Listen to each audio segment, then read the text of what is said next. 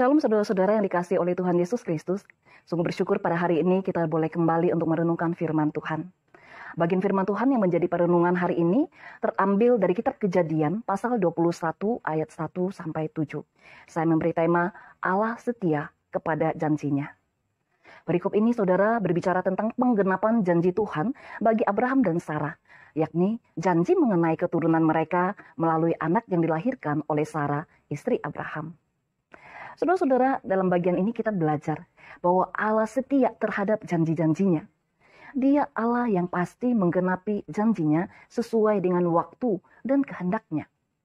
Bukti kesetiaan Allah dalam menggenapi janjinya dapat kita baca di dalam ayat yang pertama, yang berbunyi demikian. Tuhan memperhatikan Sarah seperti yang difirmankannya, dan Tuhan melakukan kepada Sarah seperti yang dijanjikannya. Saudara-saudara, kata memperhatikan di dalam ayat 1 bagian A, dalam bahasa aslinya adalah mengunjungi, dalam arti berkunjung untuk membawa hukuman atau berkat.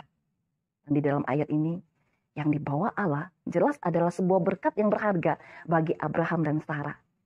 Mereka telah menantikan anak yang dijanjikan Allah selama 25 tahun, dan kini janji itu digenapi.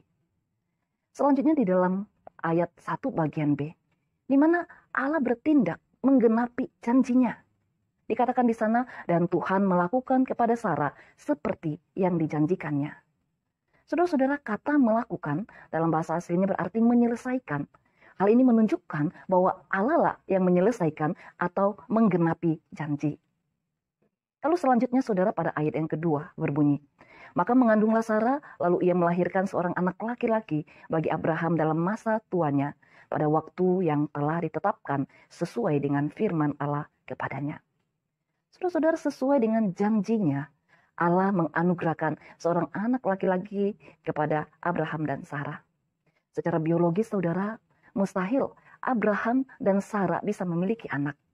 Abraham pada waktu itu sudah berusia 100 tahun, sementara Sarah istrinya adalah seorang perempuan mandul yang berusia 90 tahun. Namun, apa yang tidak mungkin bagi manusia, mungkin bagi Allah kita. Selanjutnya saudara-saudara, dalam ayat yang ke-6, berkatalah Sarah, Allah telah membuat aku tertawa, setiap orang yang mendengarnya akan tertawa karena aku. Kata tertawa dalam ayat ini menjelaskan mengenai tertawa yang disertai dengan komentar. Kata tertawa mengandung arti ketidakpercayaan sementara, kagum, dan sebagai satu ungkapan sukacita yang besar. Saudara, nama Ishak sendiri berarti tertawa. Diambil dari respon Sarah, serta orang di sekitarnya yang heran akan mengandungnya Sarah dan melahirkan Ishak pada usia lanjutnya.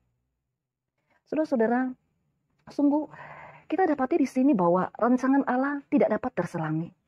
Proses penantian janji 25 tahun yang tidak mudah. Tetapi Allah mengubah kesedihan menjadi sukacita bagi Abraham dan Sarah. Saudara-saudara yang dikasihi oleh Tuhan Yesus Kristus, bukankah hal yang serupa juga kita alami di dalam menantikan Tuhan? Seringkali kita merasa terlalu lama, dan tidak jarang pertanyaan itu pun terlintas dalam benak kita. Sungguhkah Tuhan akan menolong? Saudara-saudara yang dikasihi Tuhan, menanti memang adalah aktivitas yang tidak menyenangkan.